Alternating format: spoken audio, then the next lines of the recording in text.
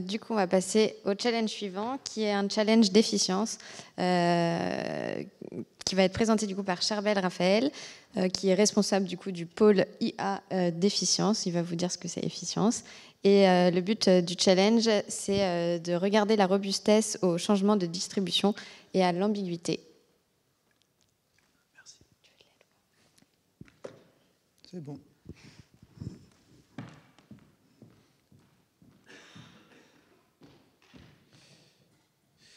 Bonjour à tous.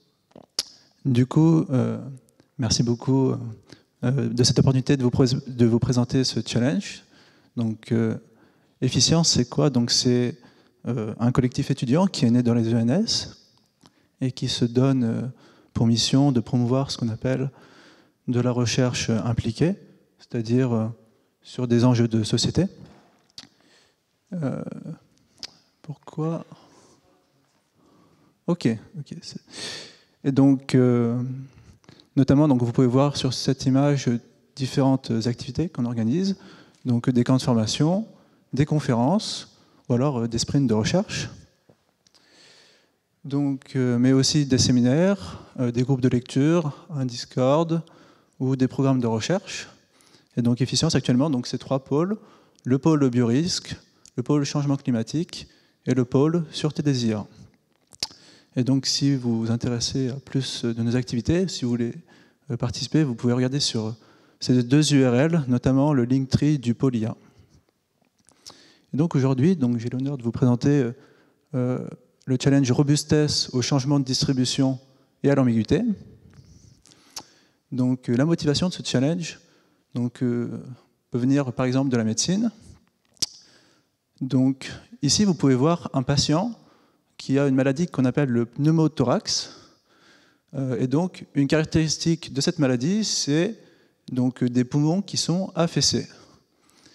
Et donc, ce patient a été opéré et il a donc, à la suite de son opération, donc, des drains thoraciques qui correspondent à ces 2 longues tiges de part et d'autre des poumons.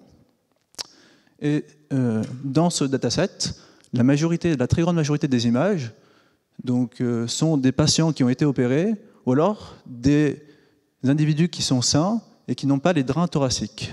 Et si on entraîne un classifier sur ce dataset, le classifier ne va apprendre à reconnaître que les drains thoraciques, mais non pas les poumons affaissés.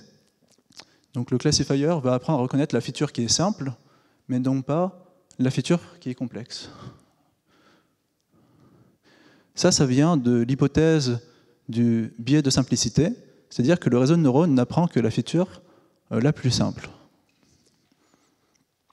Donc pour étudier ce phénomène, nous vous proposons le dataset Human Age, qui correspond à des visages sur lesquels sont superposés du texte.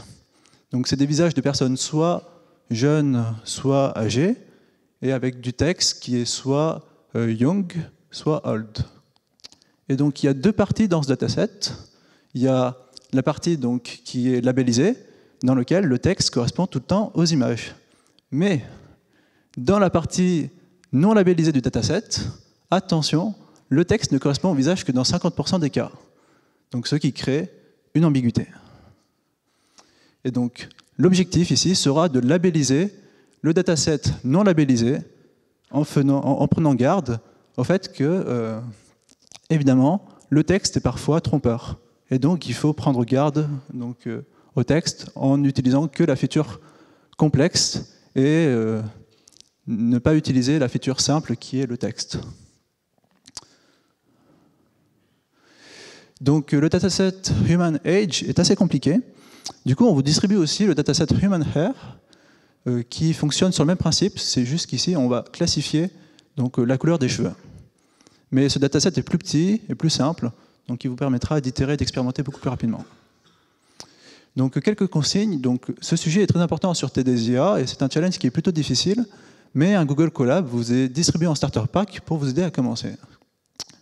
Donc toutes les idées seront valorisées dans le rapport pour les élèves qui doivent rendre un rapport et quelques pistes de réflexion.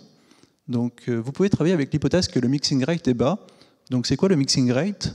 Donc, dans la partie non supervisée, pardon, dans la partie non étiquetée du dataset, donc, le texte correspond aux images que dans 50% des cas. Donc ici, le mixing rate est de 50%.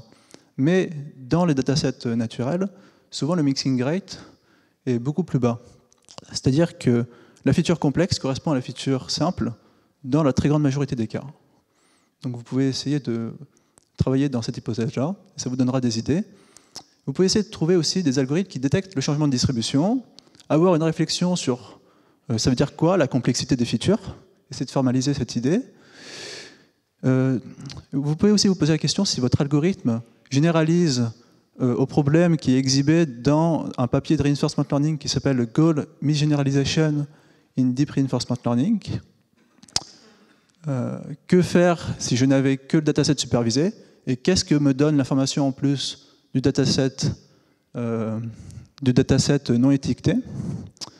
Donc, pardon, ici il y a une typo, c'est le dataset étiqueté. Que faire si je n'avais que le dataset étiqueté et que me donnerait en plus l'information du dataset non étiqueté. Et la question finale, c'est quel système mettre en place pour le déploiement sécurisé d'une IA n'ayant pas vu de la donnée donc, out of distribution durant l'entraînement. Donc, si vous avez des questions, ou si vous avez, donc, je vous encourage vraiment à lire l'entièreté de la description technique pour savoir ce qui est un peu dans l'esprit du challenge et si vous voulez valider vos idées d'algorithme. Et donc, il y aura un office hour le lundi 20 février entre 18h et 19h. Et si vous avez des questions, vous pouvez me contacter sur cette adresse mail et je vous souhaite bonne chance.